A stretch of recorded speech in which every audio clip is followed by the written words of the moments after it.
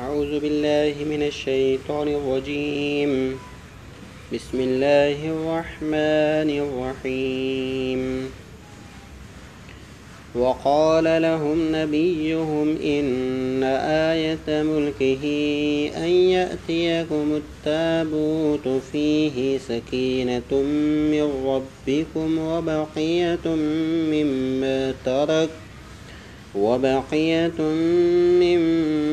ترك آل موسى وآل هارون تحمله الملائكة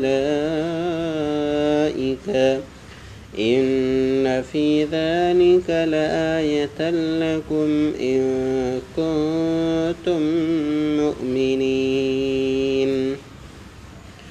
فلما فصل طالوت بالجنود قال إن الله مبتليكم بنهر فمن شرب منه فليس مني ومن لم يطعمه فإنه مني إلا من اغترف غرفة بيدي فشربوا منه إلا قليلا منهم.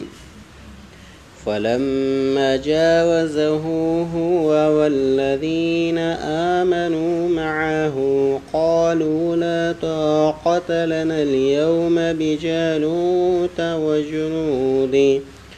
قال الذين يظنون أنهم ملاقو الله كم من فئة قليلة غلبت فئة كثيرة بإذن الله والله مع الصابرين. ولما برزوا لجالوت وجنوده قالوا ربنا أفرغ علينا صبرا وثبت أقدامنا وانصرنا على القوم الكافرين. فهزموهم بإذن الله وقتل داود جالوت وأتاه الله الملك والحكمة وعلمه مما يشاء ولولا دفع الله الناس بعضهم ببعض لفسدت الأرض ولكن الله ذو فضل على العالمين. تلك آيات الله نتلوها عليك بالحق وإنك لمن المرسلين.